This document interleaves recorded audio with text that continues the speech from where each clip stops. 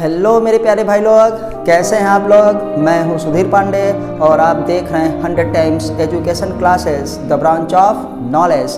तो हम लोग अभी उपस्थित हैं अपने बायो वाली क्लास में। इस चैनल पे आपको बेस्ट बायोलॉजी मिलेगी। तो हम लोग चलते हैं अपना आज का नेक्स्ट लेक्चर करते हैं। हमारा लेक्चर नंबर है कौन सा 3, जिसमें हम लोग पढ़ रहे हैं द लिविंग वर्ल्ड, जीव जगत के बारे में अध्ययन कर रहे हैं। तो हम लोग अभी अर्नेस्ट मेयर साहब के बारे में पढ़े हैं और उनसे जो संबंधित ऑब्जेक्टिव क्वेश्चंस बनते हैं, एमसीक्यूज बनते हैं, मल्टीपल चॉइस क्वेश्चंस बनते हैं, उसको हम लोगों ने देखा है, जिसको हम लोग आम भाषा में कहते हैं बहुविकल्पी। उसमें से आपको केवल एक सेलेक्ट करना था। तो आइए अब हम जो है आज से अपना जो है मेन टॉपिक स्टार्ट करेंगे, द लिविंग वर्ल्ड, जीव जगत। आखिर जीव जगत क्या है? तो ये जो पूरा ब्रह्मांड है, जो पूरा यूनिवर्स है, इसमें जहाँ तक जीव पाए जाते हैं उसको हम लोग जीव जगत कहते हैं। तो जीव जगत मतलब जीव का जगत क्या होता है, उसका क्या संसार है। इससे पहले हमको जानना पड़ेगा कि आखिर जीव क्या होता है। तो आप देख रहे हैं अपना प्यारा सा channel 100 times education classes. Please channel को सब्सक्राइब जरूर करिए, वीडियो को लाइक करिए, अपने दोस्तों के साथ शेयर जरूर करिए। ये आपके नीट के लिए है, आपको हर एग्ज़ाम में ये ज़रूरी है, आपके नर्सिंग के लिए है, आपके जो है अदर किसी भी एग्ज़ाम के लिए है। तो सब सिर्फ और सिर्फ एनसीईआरटी ही आपको पढ़ना है। आप फिजिक्स का, केमिस्ट्री का, बायोलॉजी का एनसीईआरटी पढ़िए। आपको 90 क्वेश्चंस बायोलॉजी के ही सही करने हैं। अब आते हैं 100 क्वेश्चन, जिसमें से आपको 90 क्वेश्चन करना रहेगा। और 90 से 95% क्वेश्चन बेटा सिर्फ और सिर्फ एनसीईआरटी की लाइनों से रहते हैं। इसलिए कोई भी कन्फ्यूजन मत पालिए, सिर्फ और सिर्फ एनसीईआरटी पढ़िए। और मैं हूं आपका दोस्त सुधीर पांडे। तो चलिए फिर स्टार्ट करते हैं। हम लोगों के पास है द लिविंग वर्ल्ड। तो आपको मैं हिंदी इंग्लिश दोनों में जो है कंबाइंड करूंगा। आपको जो सही लगे आप हमको कमेंट के माध्यम से ज़रूर बताइए। जहां जिसको जो प्रॉब्लम हो वो भी बताइए, उसको फिर से किया जाएगा। तो आइए हम लोग स्टार्ट करते हैं। पहले इंग्लिश वाली बुक, और प्लीज़ आप एनसीईआरटी ज़रूर लीजिए और हो सके तो एक कॉपी पेन भी रखिए। आपको जो नोट करना है वो नोट कर सकते हैं, नहीं तो वीडियो को बार बार देख करके भी आप याद कर सकते हैं, स्क्रीनशॉट भी ले सकते हैं। और प्लीज़ बेटा पूरा वीडियो ज़रूर देखिए, वीडियो को स्किप करने का कोई फ़ायदा नहीं मिलेगा। हाँ, आप एक बार में नहीं देख पाते हैं तो उसको आप कई बार में देखिए, लेकिन देखिए ज़रूर, क्योंकि कोई शॉर्टकट तरीका नहीं है। इससे शॉर्ट आपको कुछ भी मिलने वाला नहीं है। तो आइए फिर हम पढ़ते हैं द लिविंग वर्ल्ड। और शुरुआत ही हम लोग करते हैं कहाँ से, अपनी बुक से करेंगे। तो ये लेक्चर नंबर 3 है। जिन्होंने अभी तक पहला और दूसरा ना देखा हो उनसे प्लीज़ रिक्वेस्ट है कि वो द लिविंग वर्ल्ड प्लेलिस्ट में जाएं और प्लेलिस्ट में देखें biology for NEET class 11th, biology for NEET class 11th। तो पहले और दूसरे लेक्चर उनको मिल जाएंगे। ये लेक्चर नंबर है बेटा 3। इसमें आज हम लोग अपना मेन चैप्टर पढ़ेंगे। उसमें तो हम अर्नेस्ट मेयर साहब के बारे में पढ़े थे।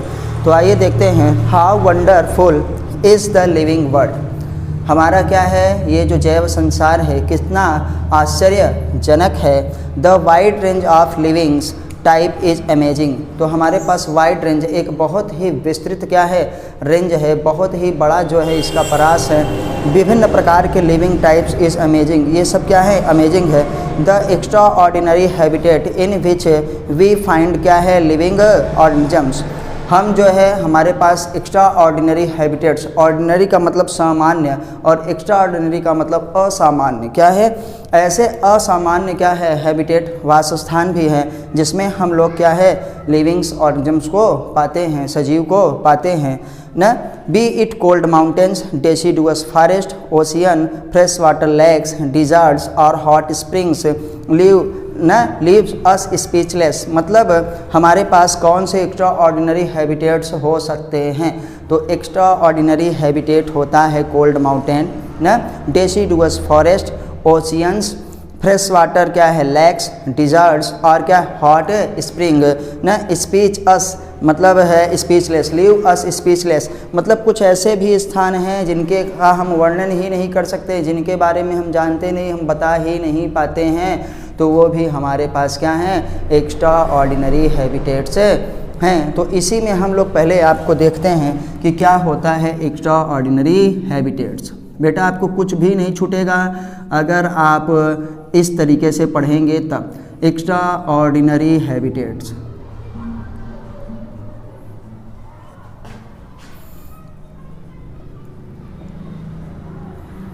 हमारे पास एक्स्ट्रा ऑर्डिनरी हैबिटेट्स कौन कौन से हैं, मतलब वो असामान्य क्या है, वासस्थान जिस पे किसी अन्य जीवों के रहने की संभावना नहीं रहती है, वहाँ पर भी सजीव पाए जाते हैं, वहाँ पर भी जीव पाए जाते हैं। तो आइए हम लोग देखते हैं हमारा एक्स्ट्रा ऑर्डिनरी हैबिटेट्स क्या होता है। तो एक्स्ट्रा ऑर्डिनरी हैबिटेट्स में हमारे पास कौन कौन सी चीज़ें आती हैं हम लोग देख चुके हैं। कोल्ड माउंटेन्स है, कोल्ड माउंटेन्स। कोल्ड माउंटेन्स के बाद बेटा जी हमारे पास यहाँ पे है डेसिडुअस फॉरेस्ट,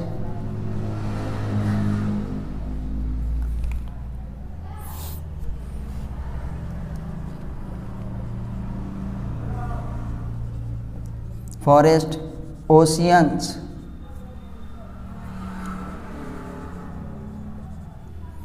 लेक्स,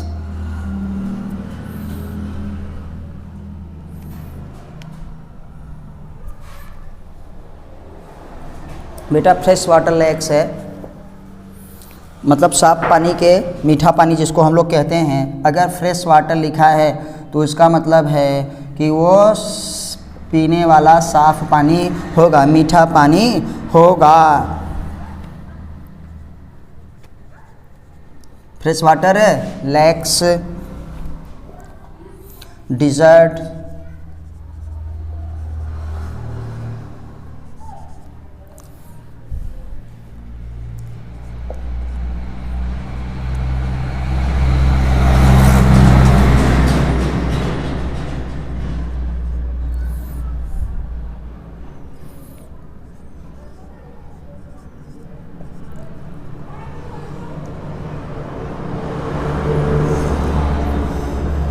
तो बेटा हमारे पास क्या है, बहुत सारी चीज़ें हैं जिनके बारे में हम लोग जानते भी नहीं, जिनके बारे में हम लोग बता नहीं पाते हैं, वो भी वास स्थान हमारे पास हैं। तो आपका पहला क्वेश्चन यही हो गया कि क्या होते हैं extra ordinary habitats. Extraordinary habitats का मतलब असामान्य वास स्थान जहाँ पर जीव पाया जाता है। तो आइए हम लोग देखते हैं। हमारे पास कोल्ड माउंटेन्स है, हमारे पास डेसिडुअस क्या है, फॉरेस्ट है ना, डेसिडुअस है, फॉरेस्ट याद रखिएगा आप, जंगल हमारे पास ना, डेसिडुअस जंगल। ये हमारे पास ओशियंस है, समुद्र है, फ्रेश वाटर लेक्स, मतलब फ्रेश वाटर का मतलब हमारे पास जो पीने वाला पानी होता है जिसको हम मीठा पानी कहते हैं, डिजर्ट्स, रेगिस्तान, हॉट स्प्रिंग्स ना, हॉट स्प्रिंग्स कहते हैं कि जैसे नदियों में, लेक्स में, झीलों में कुछ बहुत ही क्या है गर्म स्थान पाए जाते हैं ना, जिसमें थर्मो एसिडोफिल्स वगैरह पाए जाते हैं, तो उसको हॉट स्प्रिंग्स कहा जाता है। और हम यहाँ पर स्पीचलेस हैबिटेट्स, ऐसे भी हैबिटेट्स हैं जिनके बारे में हम जानते ही नहीं हैं, जिनके बारे में हम बता ही नहीं सकते हैं। तो आपका पहला क्वेश्चन यही होता है कि extraordinary habitats, what is extraordinary habitats. Extraordinary habitats cold mountains, deciduous forest, oceans, fresh water lakes, deserts, hot spring और स्पीचलेस हैबिटेट्स। याद रखिए ये स्पीचलेस है, मतलब जिनके बारे में हम बता भी नहीं सकते, वो हमारे पास एक्स्ट्रा ऑर्डिनरी हैबिटेट्स हैं। वहाँ पर भी सजीव पाए जाते हैं। कितना वंडरफुल है, कितना हमारा जीव जगत, भगवान ने कितनी अच्छी प्रकृति बनाई है। आप अभी देखेंगे यहाँ पे पेड़ है, पौधा है, फूल है, पक्षी हैं, आपको दौड़ते हुए घोड़े ना, शार्क क्या है, ब्लू व्हेल्स, डॉल्फिन्स आपने देखा होगा ना, जो पानी में अच्छे से जंप मारती हैं, इन सब चीज़ों को आपने देखा होगा, आउल, उल्लू। तो इन सब चीज़ों को देखिए कितना अमेजिंग है, कितना वंडरफुल है, कितना ये आश्चर्यजनक है, कितना सुखदायक ये संसार है जिसको ये भगवान ने बनाया हुआ है, जिसको प्रकृति ने गढ़ा है। और इन सब जगहों पे क्या है, जीव पाए जाते हैं, सजीव पाया जाता है। ऐसे भी स्थान हैं जिनके बारे में हम कह ही नहीं सकते, इतनी ठंडी वाले स्थानों पे भी पाए जाते हैं। हॉट स्प्रिंग्स का मतलब जो बहुत गर्म स्थान होते हैं वहाँ पे भी पाए जाते हैं। डिजर्ट्स, रेगिस्तान में भी ना, मीठे जल में भी, खारे जल में भी, स्पीचलेस हैबिटेट्स में भी, हर जगह यहाँ पे जीव विद्यमान हैं। है और जहाँ तक जीव विद्यमान है इस ब्रह्मांड में बेटा, उसी को कहा जाता है जीव जगत, मतलब जीवों का जगत, जीवों का संसार। तो आइए आगे हम लोग देखते हैं, आप भी अपनी एनसीईआरटी पढ़िए। The beauty of a galloping horse, मतलब सरपट दौड़ते हुए जो घोड़े को आप देखिए, कितनी अच्छी अच्छी हमारे पास सीनरी आती है, इमेज आते हैं, कितनी अच्छी अच्छी पेंटिंग्स आती है जिसमें घोड़ों को दिखाया रहता है कि घोड़ा क्या है, दौड़ रहा है इस तरीके से, कितना अच्छा लगता है।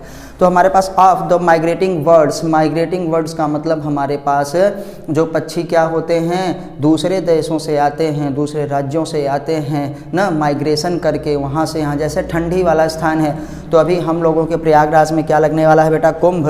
तो कुंभ में क्या होता है कि बहुत सारे साइबेरियन बर्ड्स क्या है वहाँ से यहाँ आते हैं, अपने महीने भर रहते हैं, 1.5 महीने, और जैसे फिर क्या है ठंडी का मौसम जाने लगता है वो चले जाते हैं। जैसे भरतपुर आप राजस्थान में देखे होंगे बहुत सारे बर्ड्स, साइबेरियन बर्ड्स ना, वैसे प्रयागराज में भी आते हैं, उनको हम लोग माइग्रेटिंग बर्ड्स कहते हैं। काहे के लिए, वो हॉस्पिटलाइज हैबिटेट के लिए यहाँ पे आते हैं। हॉस्पिटलाइज हैबिटेट का मतलब अपने लिए वातानुकूलित ना, जो उनके स्वास्थ्य के लिए अच्छा हो, उसी शब्द से बेटा बना हॉस्पिटल। क्या है, हॉस्पिटल मतलब सूटेबल हमारे पास हैबिटेट के लिए, सूटेबल क्या है, एरिया के लिए जिसमें हम लोग रह सकें आसानी से।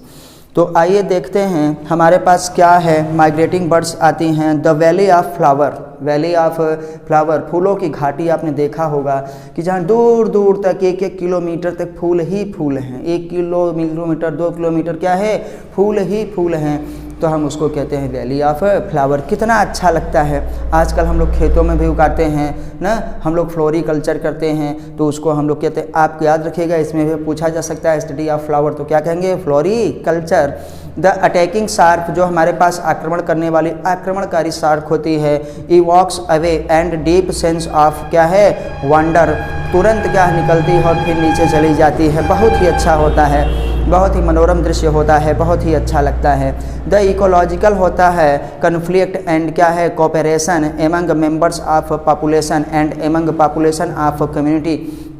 देखिए कोई भी कम्युनिटी है जिसमें हम कहेंगे group of different type of organisms called community, तो हमारे पास डिफरेंट टाइप ऑफ स्पीसीज साथ में रहती हैं तो उसको हम लोग कम्युनिटी कहते हैं। बहुत सारी स्पीसीज हैं उसमें आके वो एक साथ रही तो अपने ग्रुप में हैं, तो उनमें क्या होता है, एक दूसरे की सपोर्टिंग भी करते हैं, एक दूसरे का विरोध भी करते हैं। कोऑपरेशन मतलब साथ साथ रहना, और कॉन्फ्लिक्ट का मतलब विरोध है करना, तो वो विरोध भी करते हैं और साथ साथ में रहते भी हैं। हम ही लोग जैसे अपने जीवन में लड़ते हैं ना, फिर जो है दोस्ती करते हैं और तमाम चीज़ें ऐसे लाइफ चलती रहती है, तो उसके बारे में इन्होंने बताया है। Among members of population, population क्या है ना, ग्रुप ऑफ क्या है, सेम टाइप ऑफ स्पीसीज, एक ही स्पीसीज़ का जो ग्रुप होता है उसको हम लोग पॉपुलेशन कहते हैं। तो उसमें भी ये चीज़ होती है, एमंग पॉपुलेशन ऑफ कम्युनिटी, किसी कम्युनिटी के पॉपुलेशन पे, और even the molecular traffic inside a cell make us होता डीपली रिफ्लेक्ट ऑन। तो हमारे पास जो हमारी कोशिकाओं के अंदर, सेल के अंदर भी हमारे पास ये सब चीज़ें होती रहती है। What indeed is life, what indeed is life, this question had two implicit question within इट, मतलब आखिर जीवन का उद्देश्य क्या है, जीवन का उद्देश्य क्या है, जीवन क्या है, इसके बारे में हम लोगों को जानना है कि व्हाट इज़ लाइफ या जीवन का उद्देश्य क्या है। दो चीज़ें हैं, तो एक होता है हमारे पास टेक्निकल चीज़ कि जीवन क्या है, ये इसको हम कह सकते हैं टेक्निकल है, और जीवन का उद्देश्य क्या है ये बेटा फिलॉसफी वाले बता सकते हैं, ये एज अ फिलोसफर, क्योंकि ये क्या है साहित्य से हट के थोड़ा दार्शनिक वाला है, इस पे विचार हमको नहीं करना है। तो हम आते हैं, the first is a technical, जो पहला क्वेश्चन है 1 टेक्निकल है, and 6 answer to what living is as opposed to the होता है नॉन लिविंग, मतलब लिविंग को हम नॉन लिविंग से कैसे अलग कर सकते हैं, कैसे बेटा बता सकते हैं कि लिविंग क्या होता है और नॉन लिविंग क्या होता है। And the second is a philosophical one, मतलब सेकंड क्वेश्चन जो है what is the purpose of life, जीवन का उद्देश्य क्या है, ये फिलोसफिकल है, इसको हमको नहीं देखना है, हमको बस इतना देखना है कि लाइफ क्या है, व्हाट इज़ लाइफ, जीवन किसे कहते हैं, आखिर जीवन क्या है, इसका आंसर देना है। And 6 answer to what the purpose of life is, बेटा 11th के बच्चों हम इसीलिए आपकी बुक पढ़ रहे हैं क्योंकि आपको नीट के लिए सिर्फ और सिर्फ एनसीईआरटी ही पढ़ना है, दुनिया के किसी भी एग्ज़ाम के लिए और बायो के क्वेश्चन आते ही आते हैं। और नीट के लिए तो आपको पता है कि 100% बायो, और इसलिए कि आप पहले अपनी किताब पढ़िए और फिर उसको जो है अच्छे से चीज़ों को समझिए। हम लोग अभी हिंदी वाली भी करेंगे। एंड द सेकंड इज क्या है, philosophical one and 6 answer to what the purpose of life us. तो फिलोसफिकल का मतलब हुआ जीवन का उद्देश्य क्या है। कोई कहेगा परमात्मा को पाने के लिए, कोई कहेगा दूसरों की सेवा करने के लिए, कोई कहेगा खुद को जो है वेल मेंटेन स्टेबिलिटी बनाए रखने के लिए। तो ये दूसरा क्वेश्चन हो गया। हम लोगों को पहले क्वेश्चन में चलना है कि व्हाट इज़ लाइफ, ना कि हमको ये नहीं बताना है what is purpose of life. As scientist न we shall not attempt answering the second question. हम सेकंड क्वेश्चन के आंसर को नहीं देखेंगे, हम फर्स्ट क्वेश्चन को करेंगे। We will try to reflect on होता व्हाट इज़ लिविंग। हम लोग अपना मेन फोकस इसी पे करेंगे कि व्हाट इज़ लिविंग होता क्या है। तो अब हमारे पास इसको आप लोगों ने नोट कर लिया होगा, इसको हम हटाते हैं बेटा, आप स्क्रीनशॉट ले सकते हैं। इसीलिए आपको हम पूरा का पूरा आपकी बुक को ही पढ़ा रहे हैं और आपको बुक को ही बता रहे हैं, क्योंकि इंग्लिश ज़्यादा अच्छी रहेगी किससे, हिंदी से ना। लेकिन हम लोग हिंदी में भी पढ़ेंगे, आप चाहे जिसमें जाइए। आइए देखते हैं, हम देखते हैं what is life. What is life, आखिर जीवन क्या है। व्हाट इज़ लाइफ, जीवन क्या है या जीव क्या है या सजीव क्या है, इसके बारे में जानने से पहले हम लोग ये देखेंगे कुछ चीज़ें आपको याद रखना होगा। लाइफ इज, याद रखिएगा, लाइफ इज ये हमारे पास पहला है, इसी से आगे डैश कर दीजिए। लाइफ इज सेल्फ क्या है, इवॉल्विंग। लाइफ अपने आपको क्या है, विकास खुद करती है ना। लाइफ इज क्या है, सेल्फ रेगुलेटिंग। रेगुलेटिंग, लाइफ खुद को रेगुलेट करती है। लाइफ सेल्फ क्या है, एडजस्टिंग, जीवन अपने से एडजस्ट छोड़ता रहता है। Self adjusting, adjusting. Life is क्या है, self evolving, self adjusting, self replicating.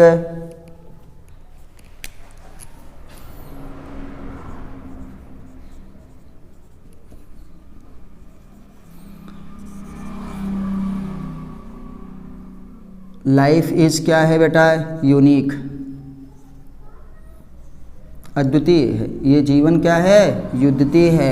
It express क्या है, it express by chemical reaction, क्या है, बाय केमिकल रिएक्शन। रासायनिक अभिक्रिया के द्वारा क्या है, अपने आप को प्रस्तुत करती है या अपने आप को बनाए रखती है। तो याद रखना आप, लाइफ के इस क्या है, सेल्फ इवॉल्विंग है ना, खुद से विकसित हुई है, किसी ने इसको किया नहीं है, ठीक है ना, किसी गॉड ने किया है ना किसी ने किया है। ये लाइफ जीवन जो आया है खुद से आया है। आप सभी लोग जानते हैं कि नॉन लिविंग से लिविंग बना है। जो हम लोगों की थी मेन एआयोपेरिन में अभी पता चला कि समुद्र था, और समुद्र में पहले न्यूक्लिक एसिड बना, न्यूक्लिक एसिड से के ऊपर क्या आ गया, प्रोटीन आ गया, तो वो वायरस बन गया, वायरस से बैक्टीरिया, और बैक्टीरिया से फिर क्या है, अन्य सारे जीव बनते चले गए। इसलिए जो वायरस बैक्टीरिया हैं वो हमारे दद्दू हैं, क्या है। और ओरिजिन ऑफ लाइफ आपने जानता होगा कि जल में हुआ है, पानी में हुआ, सी में हुआ, सागर में हुआ है, जो हमारे वेद पुराणों में कहा गया है। सेल्फ इवॉल्विंग है, सेल्फ रेगुलेटिंग है, सेल्फ एडजस्टिंग है, अपने आप को जीवन एडजस्ट करता रहता है, हमेशा बदलता रहता है, इसमें इवोल्यूशन होता रहता है, विकास होता रहता है, अनफोल्डिंग होता है ना, निरंतर विकास चलता रहेगा। जैसे हम लोग मच्छर को मारने के लिए मोर्टीन जलाते हैं तो मच्छर के अपने आप को मॉडिफाइड कर ले रहा है। जैसे कोरोना इस समय है, कोरोना की वैक्सीन आती है, लेकिन कोरोना के कई हमारे पास वेरिएंट आ गए। इस पहले अल्फ़ा आया, फिर डेल्टा आया, डेल्टा के बाद अब ओमिक्रॉन आ रहा है। तो कुल मिला के बेटा अपने से एडजस्ट करता है। लाइफ यूनिक है, ये बहुत ज़रूरी है। लाइफ क्या है, यूनिक है, अद्वितीय है ना। लोग कहते हैं जीवन एक ही बार मिलता है, और ये क्या है, बहुत ही मस्त है, यूनिक, उसके जैसा कोई इस दुनिया में नहीं। इट एक्सप्रेस क्या है, बाई केमिकल रिएक्शन, ये अपने आप में क्या है, अपने आप को केमिकल रिएक्शंस के द्वारा सब कुछ मेंटेन किए रहता है, अपने आप को एक्सप्रेस करता है, अपने आप को दिखाता रहता है। तो हम लोग जानते हैं कि केमिकल, हमारे पास कितने भी केमिकल रिएक्शंस हैं, वो जो केमिकल रिएक्शंस है, सारी केमिकल रिएक्शंस ना, जो मेटाबॉलिज्म हमारे पास होता है उसी को हम केमिकल रिएक्शन को क्या कहते हैं, मेटाबॉलिज्म। क्या कहते हैं बेटा, मेटाबॉलिज्म। मेटाबॉलिज्म का मतलब है बेटा उपापचय। क्या कहते हैं? तो जो केमिकल रिएक्शन है मेटाबॉलिज्म, इसमें दो चीज़ें होंगी। पहला क्या होगा बेटा? एनाबॉलिज्म।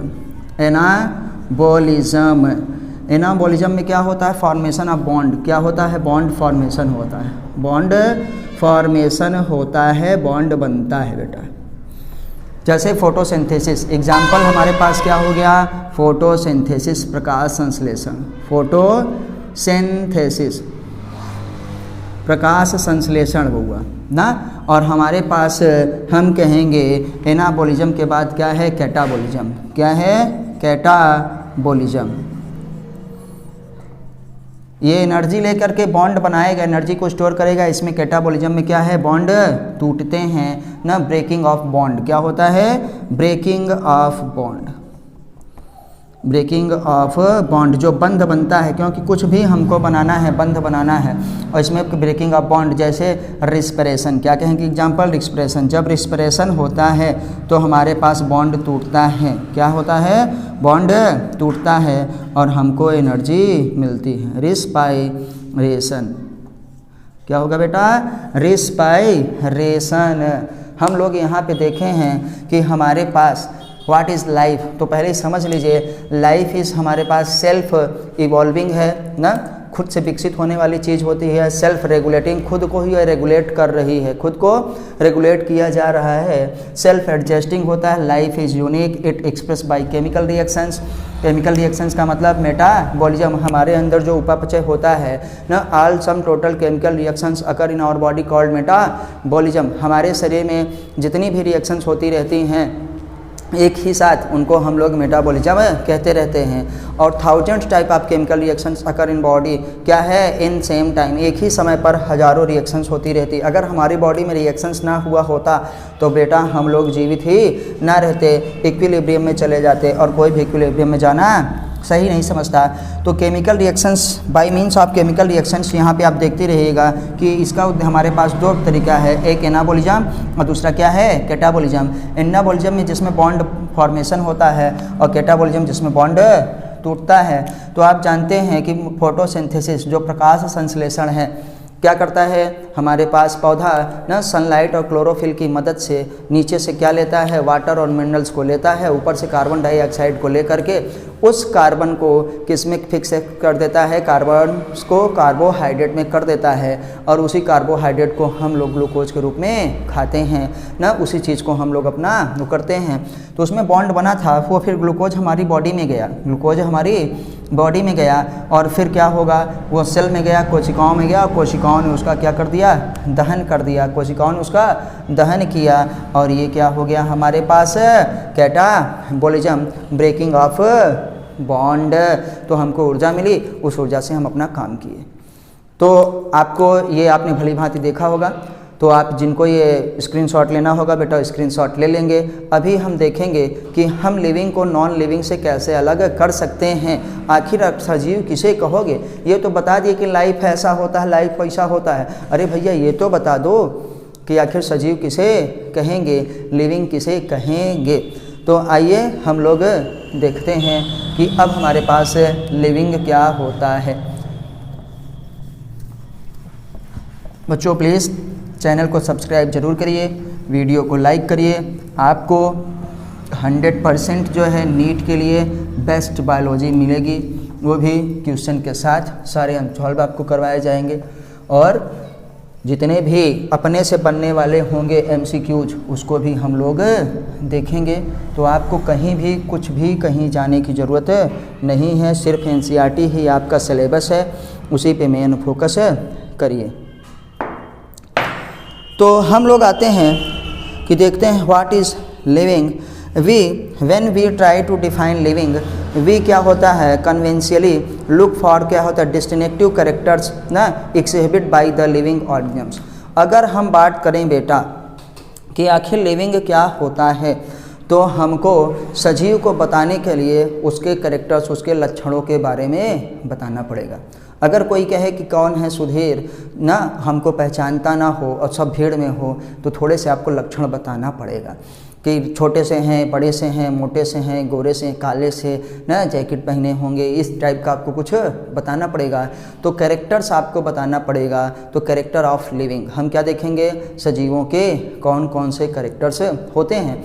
और कैरेक्टर्स जान गए तो फिर यही जान जाते हैं कि हाँ, जिसमें ये लक्षण पाया जाएगा उसी को सजीव कहा जाएगा, उसी को सजीव कहा जाएगा। तो हमारे पास जो अब मेन चीज़ है हमारा व्हाट इज़ लिविंग, तो हमको लिविंग देखने के लिए, हमको सजीव देखने के लिए बेटा क्या देखना पड़ेगा, व्हाट इज़ लिविंग। तो लिविंग को देखने के लिए आखिर सजीव किसे कहते हैं, ये क्वेश्चन है। इसके लिए हमको क्या देखना पड़ेगा, कैरेक्टरिस्टिक क्या है, कैरेक्टरिस्टिक ऑफ क्या है लिविंग, ऑफ लिविंग मतलब सजीवों के लक्षण। क्या कहेंगे बेटा, इसकी हिंदी क्या हुई, सजीवों के लक्षण। अब हिंदी और इंग्लिश देखो दोनों वाला चालू कर दिए तो हिंदी वाले भी घबराएंगे नहीं। सजीवों के लक्षण क्या होते हैं, सजीवों के लक्षण। सजीवों के लक्षण में आपको सबको पता है कि हम लोग जब देखते हैं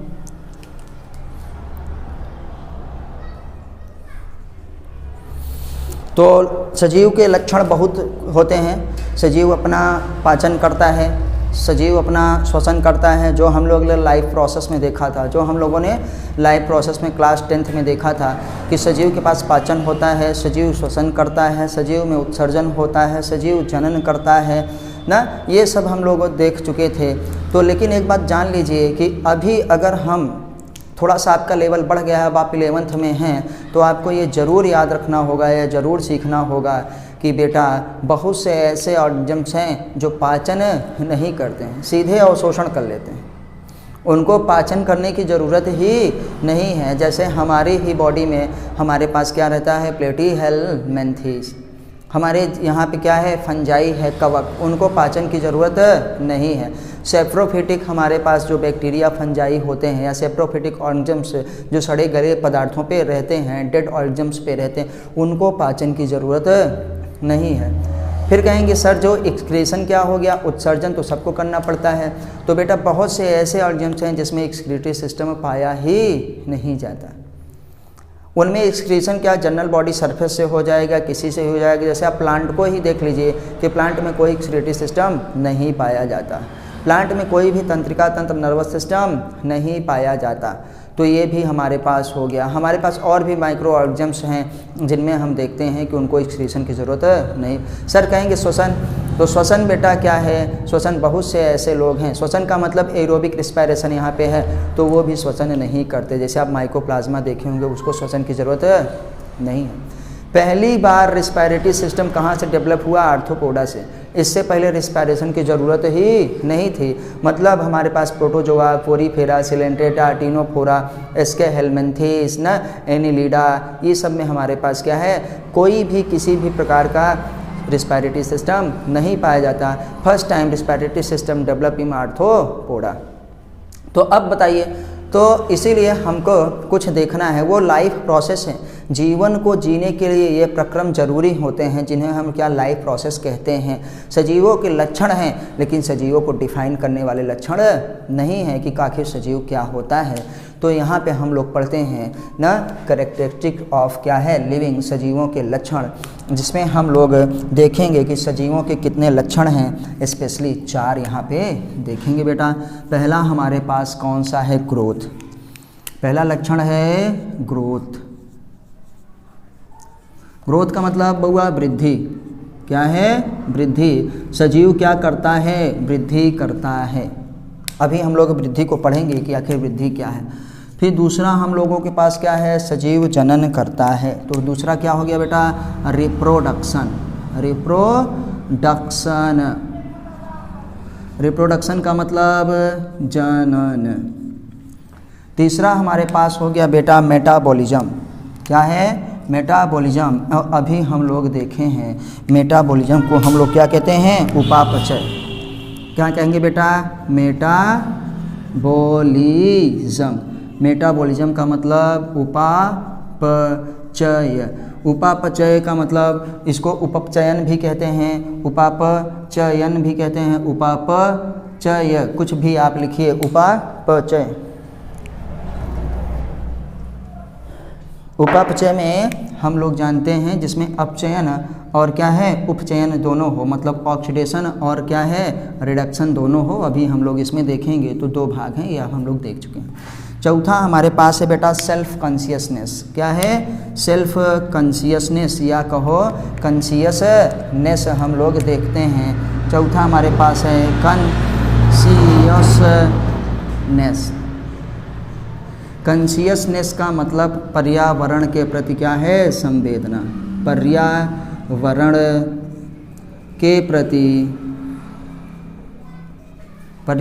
के प्रति संवेदना।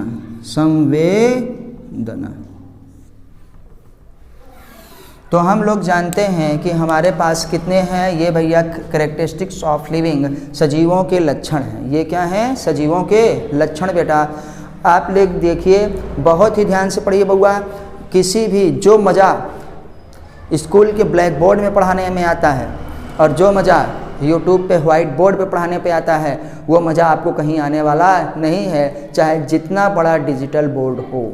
उसमें बेटा सब कुछ पहले से लिखा हुआ होता है, सारे सॉफ्टवेयर अपडेट होते हैं ना, केवल बटन दाबनी रहती है, वो चीज़ें आ जाती हैं। और यहाँ पे हम लोगों को, आप लोगों को वर्क करना पड़ता है। इसलिए ज़्यादा डिजिटल मत बनिए।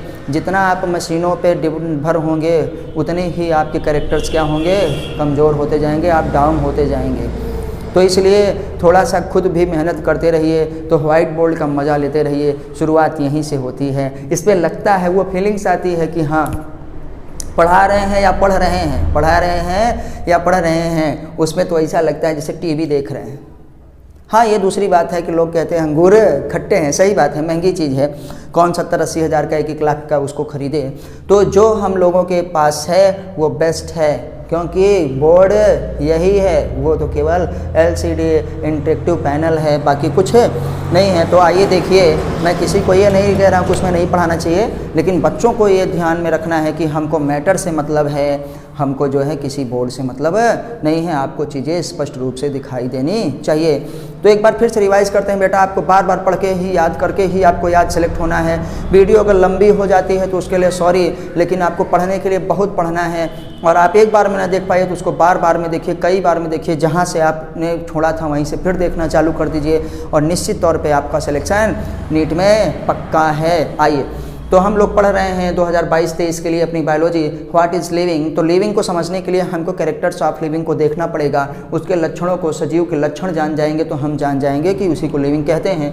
तो ये ग्रोथ है, रिप्रोडक्शन है, मेटाबॉलिज्म है और कॉन्शियसनेस। ग्रोथ का मतलब वृद्धि, रिप्रोडक्शन का मतलब जनन, और मेटाबॉलिज्म का मतलब उपापचय, और कॉन्शियसनेस का मतलब पर्यावरण के प्रति संवेदना, मतलब रिस्पॉन्सिबल हो, रिस्पॉन्स दे सके, वही हमारे पास लिविंग होता है।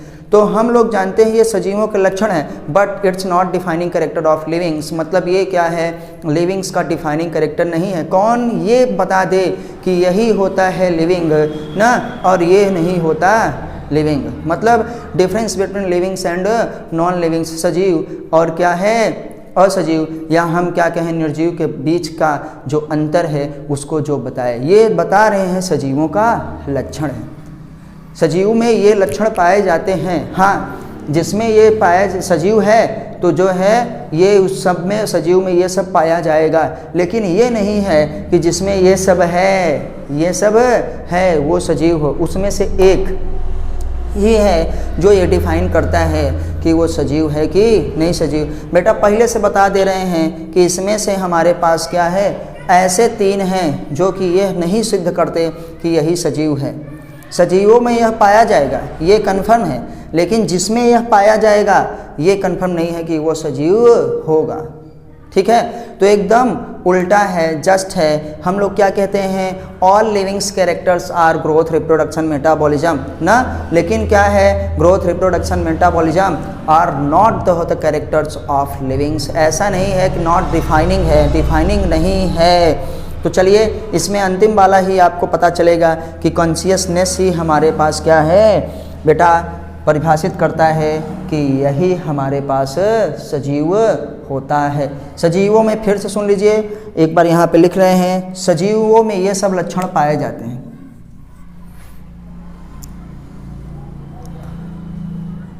सजीवों में यह सब लक्षण, ये मेरा अच्छा है बेटा, पाए जाते हैं, पाए जाते हैं, परंतु जिसमें ये सब लक्षण पाए जाते हैं, जिसमें ये सब लक्षण पाए जाते हैं, सब लक्षण पाए जाते हैं, पाए जाते हैं, जरूरी नहीं कि वह सजीव है।